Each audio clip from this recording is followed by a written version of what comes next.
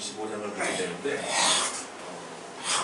출애굽기는 여러분들을 읽으실 때 이렇게 염두에 두시고 읽으시면 돼요. 주제는 세 가지. 세 가지를 이렇게 끊어서 읽는다고 생각하시면 돼요. 먼저 우리 두 가지를 다 봤어요. 두 가지 주제를. 첫 번째 주제는 뭐냐면 출애굽을 하는 장면들, 뭐 10가지 제장도 나오고 광야에서 만나도 먹고 이런 장면도 좀 나오잖아요. 그 출애굽의 과정들이 나오게 됩니다.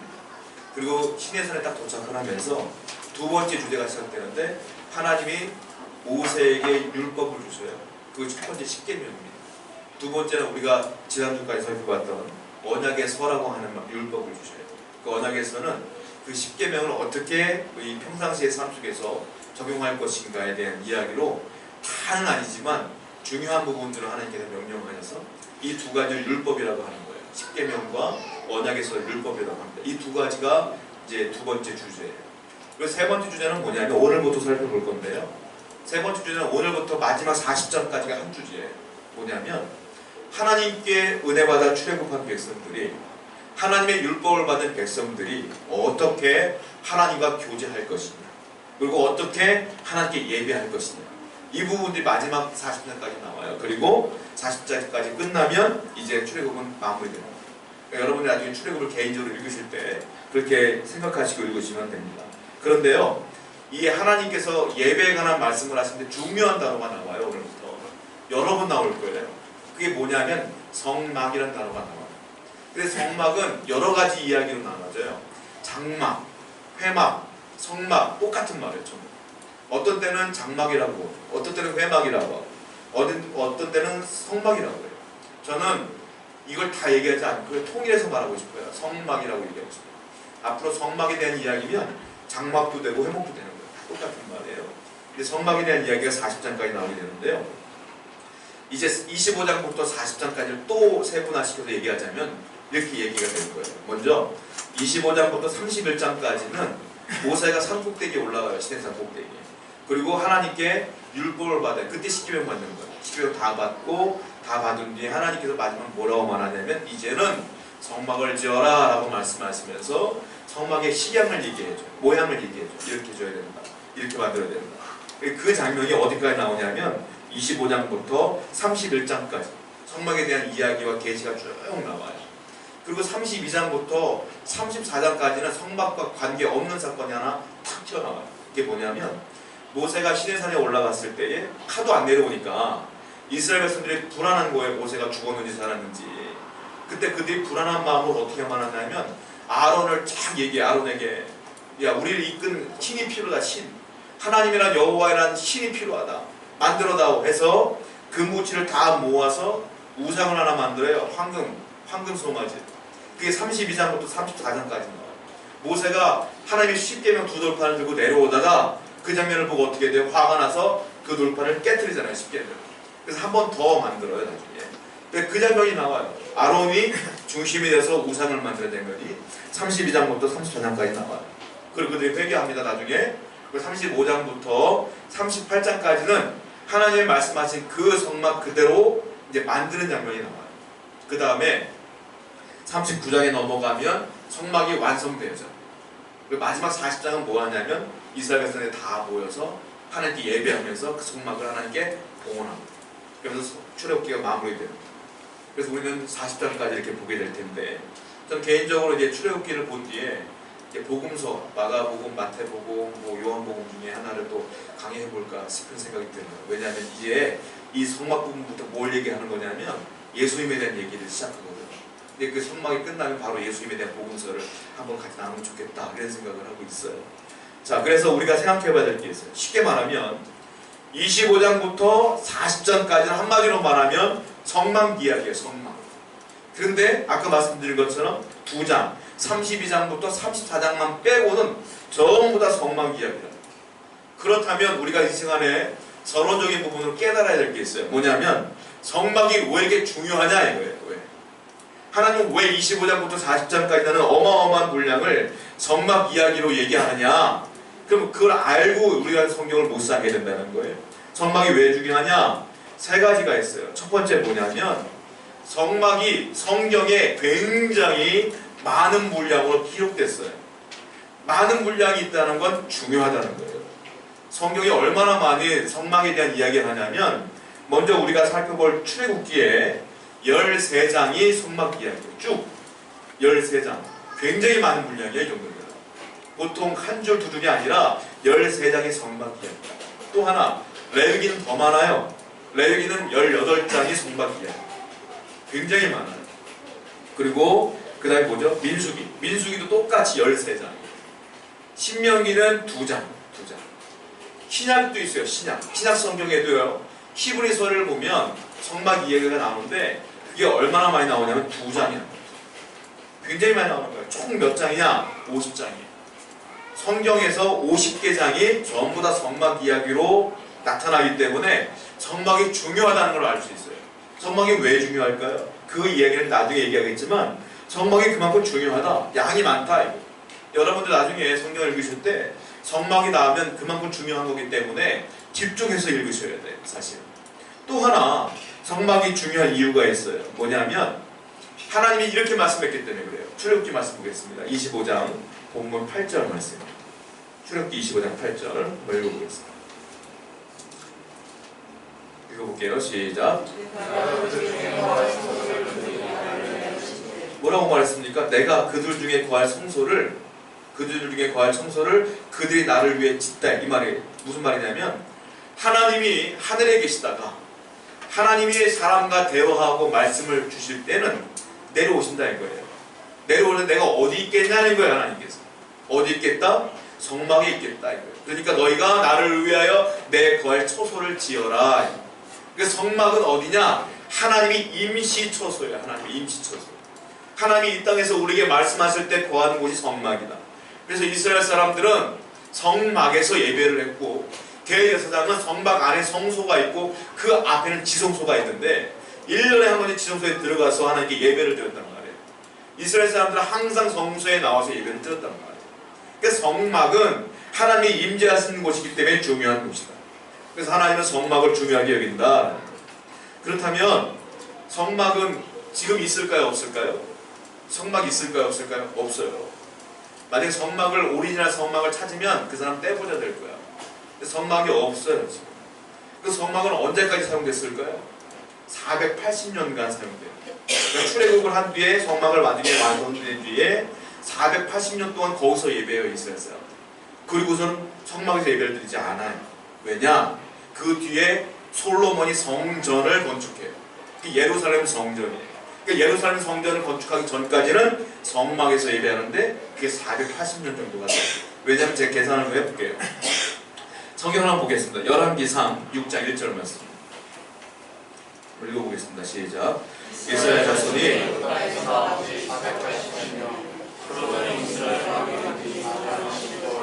그 둘째 달에 솔로몬이 여호와를 위해 성전 건축을 시작하였다. 요 구절 하나 때문에 여러 가지 연도가 확실하게 우리가 결정되어지는 거예요. 어떤 거냐면 자 먼저 보시면 애굽 땅에서 나온 지 480년이래요. 지금.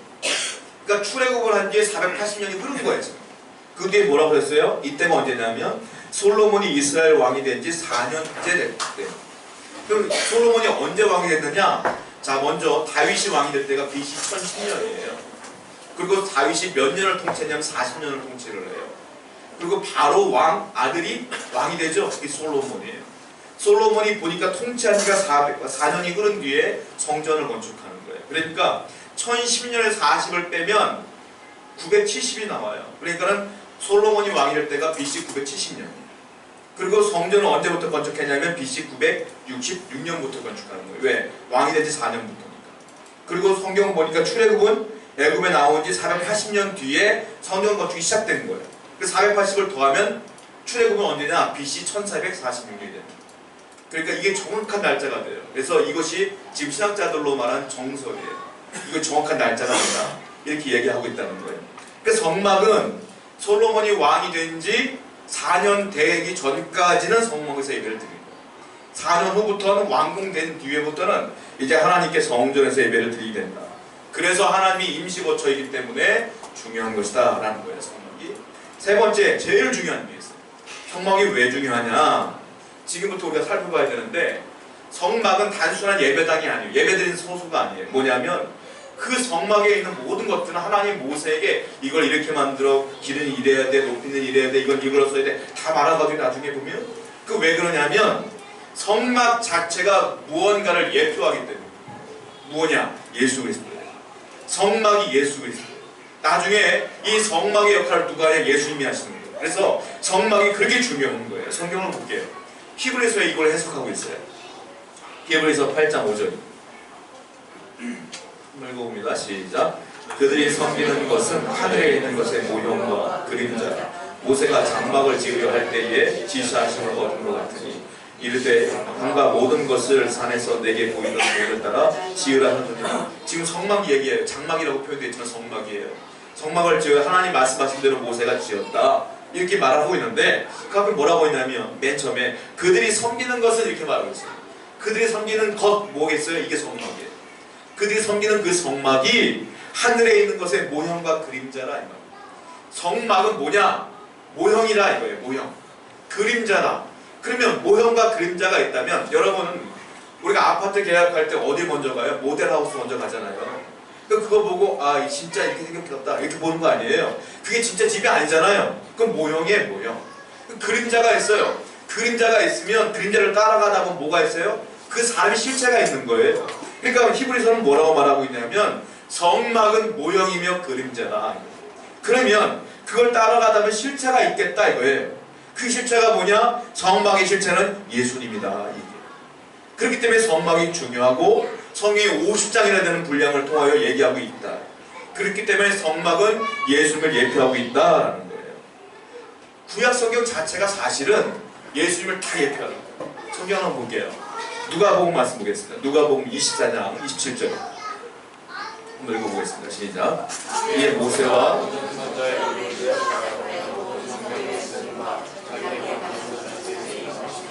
이에 모세와 모든 선지자의 글, 모든 선지자의 글은 뭐예요? 구약 성경에 보면 선지서가 있어. 예레미야, 이사야, 예레미야, 에가, 아모스 다 선지자의 글이에요. 이게. 그럼 모세가 쓴 건 뭐예요? 모세 오경을 말해요. 창세기, 출애굽기, 레위기, 민수기. 그러니까 결국 이 말은 무슨 말이냐면 구약 성경 전체를 말하는 거예요. 모세가 쓴 것, 선지자의 글, 구약 성경은 뭐냐? 모든 성경에 쓴 바 자기에게 관하여 쓴 거다 이거예요. 자기가 누구예요? 예수님.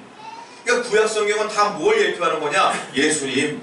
그러니까 여러분들이 성경을 읽을 때, 구약 성경을 읽을 때 어려워하지 마세요. 재밌어요. 왜 재밌냐면 군데군데 예수님을 예표하는 구절들이 너무 많이 나와요. 그걸 찾아보는 재미도 쏠쏠하다고. 그래서 성경의 주제가 뭐냐? 구약 성경, 신약 성경 주제가 뭐냐? 한마디로 말하면 예수 그리스도예요.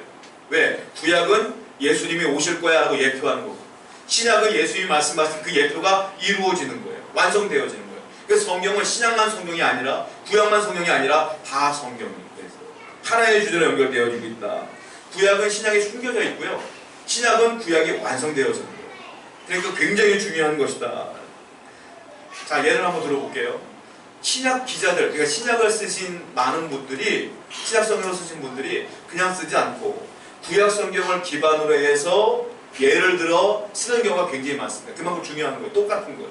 예수님을 예언하니까. 고린도전서 10장 4절 말씀드릴게요. 바울이 쓴 겁니다. 고린도전서 10장 4절 시작.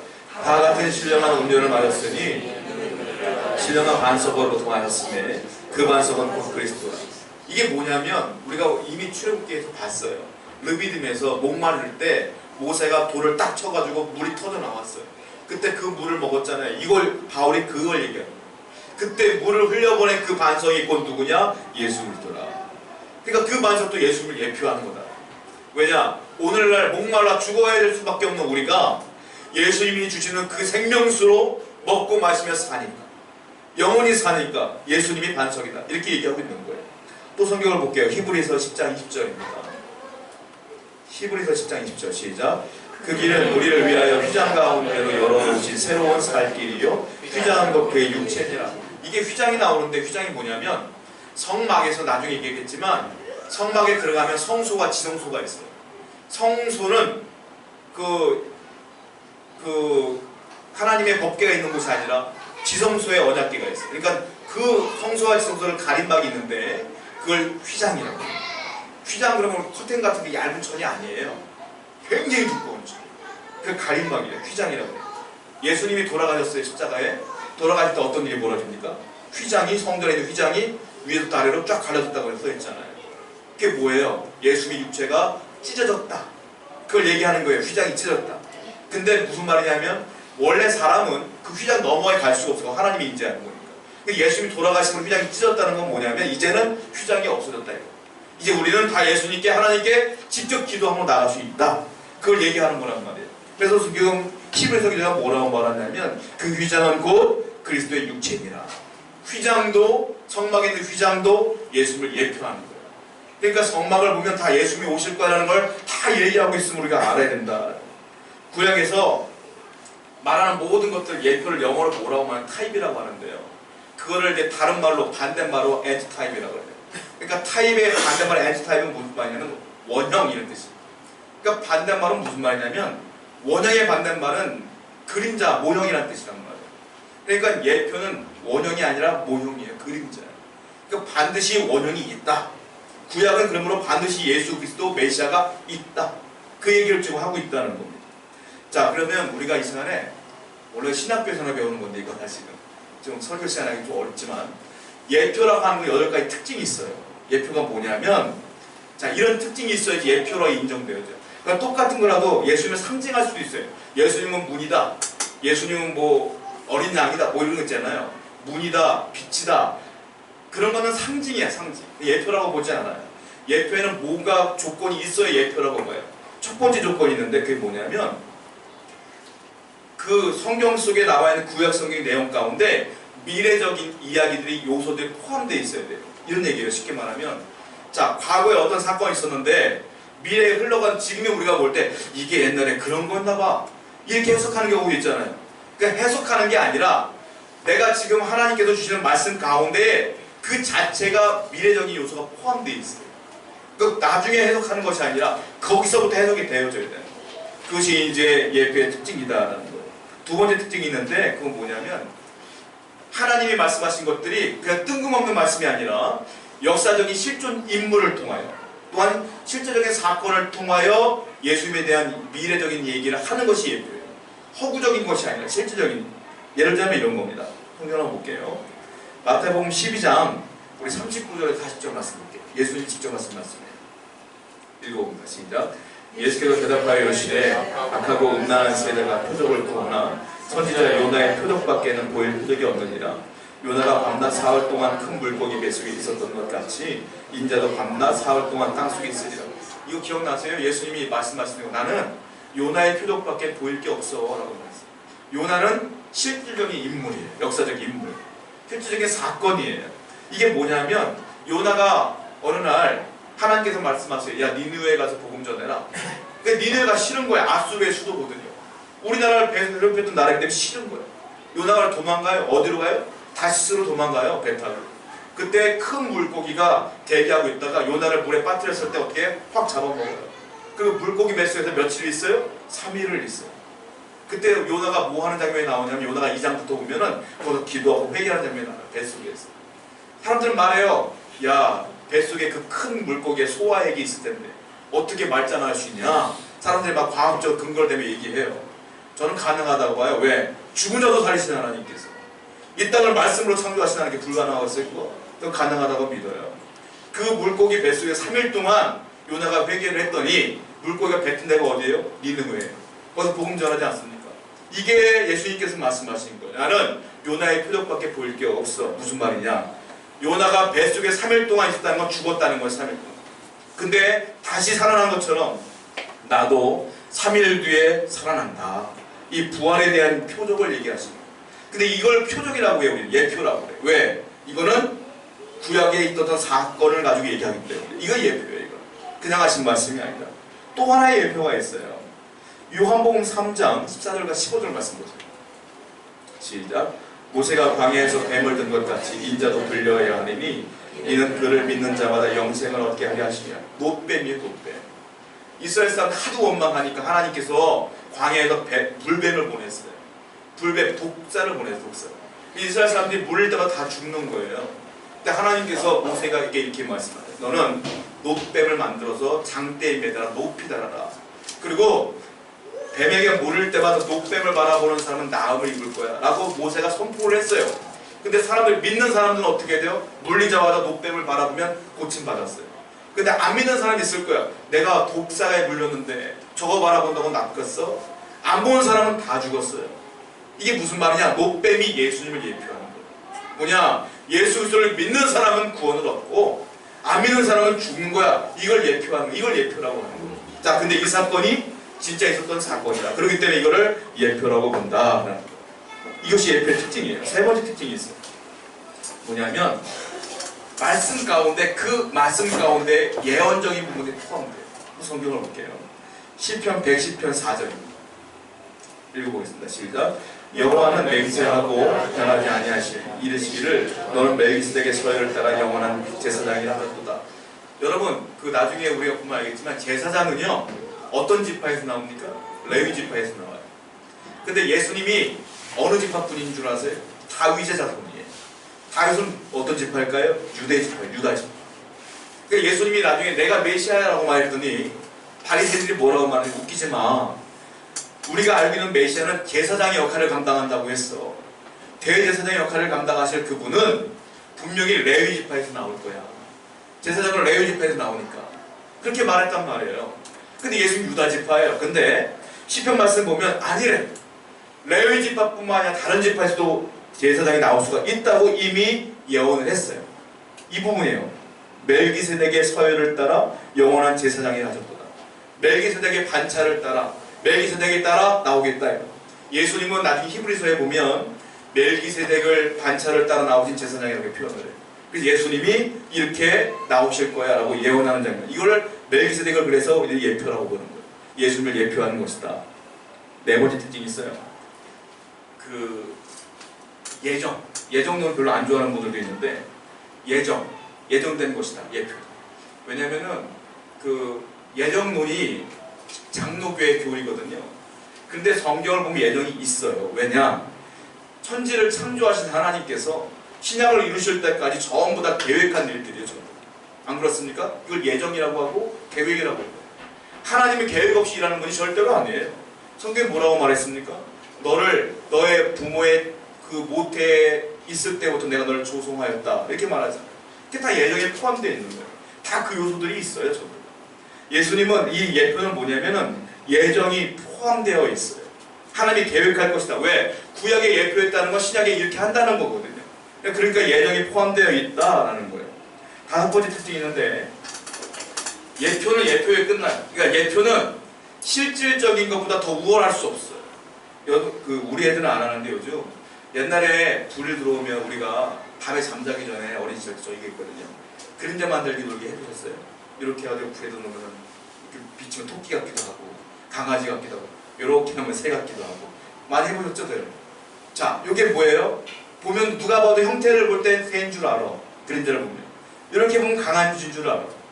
그런데 실질적인 새를 보면 우리가 봤던 그 새의 모습과 똑같아요? 달라요? 완전 달라요. 완전 달라. 알긴 알겠지만 완전 달라. 그래서 예표의 특징은 뭐냐? 원형보다는 우월할 수가 없다. 완벽할 수는 없다. 그래서 원형을 우리가 나중에 그 원형을 받아들일 때까지는 예표가 필요하지만 그 원형을 만났던 예표는 필요가 없는 거예요. 훨씬 더 우월하기 때문에. 그 얘기를 한다. 성경 한번 볼게요. 이런 거예요. 요한복음 1장 29절입니다. 읽어보겠습니다. 시작. 이튿날 요한이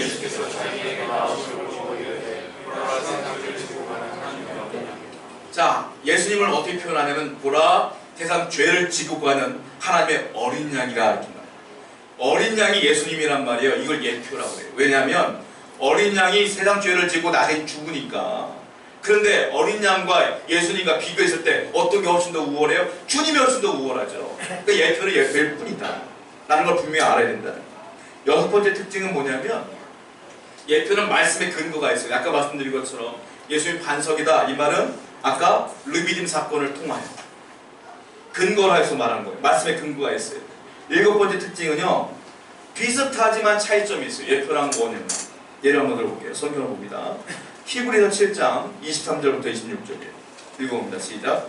제사장 된 그들의 수요가 많은 것은 죽음으로 말미암아 항상 잊지 못함이로되 예수는 영원히 계심으로 그 제사장 직분도 갈리지 아니하느니라. 그러므로 자기를 힘입어 하나님께 나아가는 자들을 온전히 구원하실 수 있으니 이는 그가 항상 살아계셔서 그들을 위해 간구하십니다. 이러한 대제사장은 우리에게 합당하니 거룩하고 악이 없고 더러움이 없고 죄인에게서 떠나 계시고 하늘보다 높이 계십니다. 자, 대제사장의 역할이 뭐냐? 짐승을 갖고 오면 그 짐승을 대신 잡고 내 죄를 용서해 주는 역할을 대제사장이 하는 거예요. 우리가 배웠던 것처럼 제사를 지내므로 예수님 똑같이 한다는 거예요. 나를 용서해 주신다는 거예요. 그런데 차이점이 있어요. 뭐냐? 아까 23절을 보면 대제사장 되는 사람의 수요가 많아요. 왜냐? 사람이 죽으면 또 다른 사람이 제사장이 되고 그러니까 많죠. 근데 영원한 제사장은 몇 명이냐? 24절을 보니까 한 명이 한 명. 왜 그럴까요? 사람은 죽으니까 많아. 예수님은 안 돌아가셔. 영원해. 그러니까 한 분이요. 그러니까 내 죄를 영원히 용서할 분은 누구요? 안 돌아가시는 그분 한 분뿐이 없다. 이렇게 얘기하는 거예요. 그러니까 비슷하지만 차이점이 너무 큰 차이점이 있다라는 거예요. 마지막 8번째 예표는 뭐냐면 모든 구약이 예수님을 예표하고 있다. 모든 구약. 이것이 예표예요. 전부 다. 그래서 우리는 구약을 읽을 때 어떤 부분이 예수님을 예표하는 걸까? 이런 마음을 읽으면 다 우리가 깨닫게 되는 것들이 많아요. 성경을 한번 봅니다. 아까 읽은 말씀인 것 같은데 누가복음 24장 40절 읽어보겠습니다. 시작.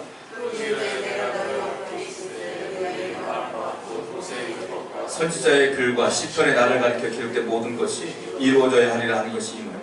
시편도 그리고 율법도 선지자의 글도 나를 가르치는 것이다. 전부 다 구약이 예수님을 가르치는 거다.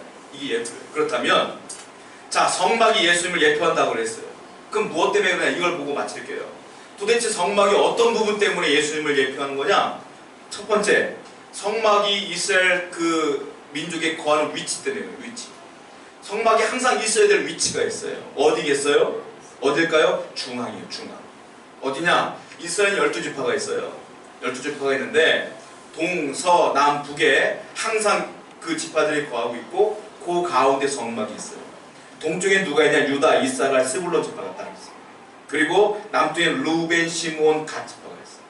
서쪽에는 에브라임, 므낫세, 베냐민 지파가 있고 북쪽에는 단, 납달리, 아셀이라는 지파가 있어요. 그러니까 333 해갖고 내 동서남북을 전부 다 지파가 맡고 있고 그 가운데에 누가 있냐면 성막이 있는 거예요. 항상. 자, 나중에 출애굽을 하지 않습니까? 돌아다닐 거 아니에요. 그럼 움직일 때 어떻게 움직이느냐? 먼저 동쪽이 가요. 그리고 남쪽에 지파가 가요. 그 다음에 성막이 가요. 그 다음에 서쪽 지파가 가요. 북쪽 지파가 가요. 결국 움직일 때도 뭐예요? 성막이 가운데 있는 거예요. 멈춰있을 때도 성막이 가운데, 움직일 때도 가운데. 무슨 말일까요? 이게 예표하고 있는 거예요.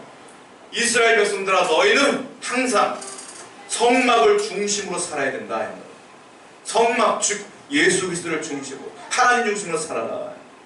오늘날 똑같이 얘기하고 있는 거예요. 저와 여러분들은 이 세상을 살아가는데 주님 중심으로 사셔야 돼요. 주님 중심으로. 내 중심이 아니라 주님 중심으로 살아라. 이것이 예표거든요. 하나님 중심으로 살지 않으면 이 땅에 살아갈 수가 없는 거예요. 많은 분들이 신앙이 약한 분들의 특징이 교회 원래 뭐 개인적인 스케줄 할래 그러면은 많은 분들이 스케줄 먼저 하는 경우도 있어요. 특히 골프 같은 건 빠지면 헤어나올 수 없다 하더라고요. 너 골프장 갈래? 교회 올래? 하면 많은 분들이 골프할 때 제가 많이 골프 좋아하는 분들 많이 봤는데 지나갈 때도 수건 있잖아요. 수건 가지고서 막 골프 연습하고 그러더라고요. 그런 분들은 무조건 교회 안 가고 교회 골프장 가는 거예요. 제가 장담하건대 그런 분들은 내 안에 중심에 주님이 없는 거예요. 그리스도 중심으로 산다는 게 뭐예요? 뭐든지 주님을 위하여, 하나님을 위하여 먼저가 중심대로 사는 거다. 그렇게 살아라고 얘기하시는 거예요. 이게 그렇기 때문에 성막이 예수님을 예표하는 거다. 두 번째, 성경을 한번 또 읽어보고 넘어가요. 요한계시록 2장 1절 말씀 보겠습니다. 요한계시록 2장 1절 시작. 에베소 교회 사자에게 편지하라. 없나요? 제가 한번 읽어요. 요한계시록 한번 찾아보세요. 요한계시록 2장 1절입니다.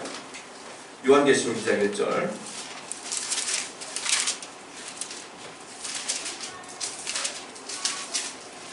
요한계시록 2장 1절 한번 읽어보겠습니다. 시작. 에베소 교회 사자에게 편지하라. 오른손에 있는 7뼈를 붙잡고 7 금촛대 사이를 거니시는 이가 이르시되. 여러분 교회에 보면 우리가 볼 때 어떤 목사님을 거의 하나님처럼 보는 교회들이 있어요. 저도 목사이지만 우리 교회는 절대 그렇지 않지만 목사님을 보고 하나님처럼 보는 교회들이 종종 있어요. 아주 유명한 교회들 가운데. 그리고 그분의 말에 뭐 거역하거나 그럴 수 없다고 생각하는 데는 교회들이 있어요.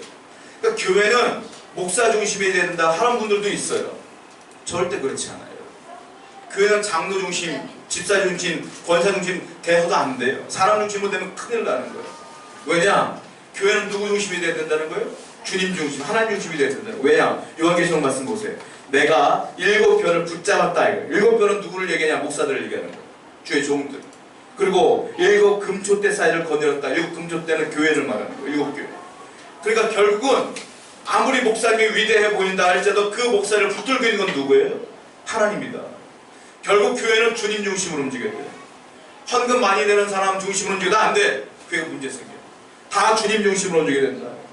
이것이 구약에서부터 성막을 통해 우리에게 말씀하시는 얘기예요. 교회는 무조건 주님 중심으로, 우리의 삶도 주님 중심으로 살아야 된다. 두 번째, 성막이 왜 주님을 예표하냐면요, 하나님이 어디 계신다고요? 성막에 계신다고요.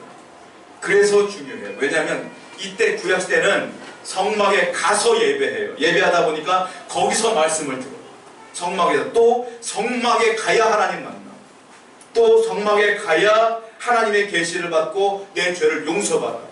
말씀도 듣고 하나님도 만나고 죄도 용서받는 곳이 어디야? 성막이에요. 그런데 지금은 성막이 없어졌어요. 제가 말씀드린 것처럼. 지금은 누가 이 성막의 역할을 감당하느냐? 예수님이 감당한다. 그래서 우리는 주님께 나가야 말씀 듣고 주님께 나가야 만날 수 있고 말씀을 듣고 용서만 받을 수 있는 거예요. 그래서 성막은 예수님을 예표하는 것이다. 세 번째, 마지막으로 성막을 보면 구성하고 있는 물건들이 있거든요. 다 예수님 예표하는 거예요. 나중에 알겠지만. 먼저 성막에는 문이 몇 개 있을까요? 하나 있어요. 하나. 동쪽에 딱 하나 있어요. 무슨 말인지 아세요? 구원은 오직 예수 그리스도 외에는 없다는 거예요. 그게 딱 문 하나뿐이 없어요. 또 하나, 성막 문에 들어가면요, 뭐가 있냐면 번제단과 물두멍이 있어요. 번제단이 뭐예요? 내 짐승을 잡아다가 불에 태우는 곳이에요. 거기 뭐예요? 하나님께 제사 드리는 것. 즉 내 죄를 용서받는 것은 주님뿐이 없다. 성막 자체가 그렇게 예수님이 예표하는 거예요. 물두멍은 뭐예요? 재물을 씻는 거예요, 물로. 그러니까 뭐예요? 내 죄를 씻김 받는 건 어디뿐이 없어요? 예수님뿐이 없다. 이 얘기예요. 그 안에 들어가면 성소가 있는데 성소에는 몇 가지가 떡상이 있어요. 그 떡상이 있고 분향단이 있고 촛대가 있어요. 성소에 가면 떡상은 뭐냐? 사람이 먹고 마시는 거 아니에요? 사는 거 아니에요? 그러니까 말씀은 나를 살린다. 즉 예수님이 예표하는 거예요. 그리고 촛대는 뭐냐? 주님은 빛이시다. 나의 빛이시다. 이런 의미가 다 있는 거예요. 전부 다. 그리고 지성소에 넘어가면 뭐가 있냐면 언약궤가 있고 그 위에 뚜껑이 있는데 그걸 씌운 줄 알았거든요. 주님이 나를 용서해 주신다. 피를 거다 뿌리거든요. 그 얘기예요. 전부 다. 그러니까 성막 자체가 예수를 예언하고, 오늘날 우리는 어떻게 바라봐야 돼요? 예수님께 나와야 용서받고, 예수님께 나와야 말씀 듣고, 예수님께 나와야 내가 온전히 그리스도 중심으로 살아갈 수가 있는 거예요. 그러니까 저와 여러분들은 평생 예배 중심으로 살아가는 사람이 되어야 된다. 성막을 우리에게 왜 주셨느냐? 이 모든 것들이 그리스도 예표이기 때문이에요. 뭘 예표합니까? 너는 평생을 예배하며 살아라. 예수님 중심으로 살아라. 이 말씀이 저와 여러분들에게 주시는 하나님의 말씀인 줄 믿습니다. 오늘 말씀을 기억하시면서 하나님을 찬양합니다.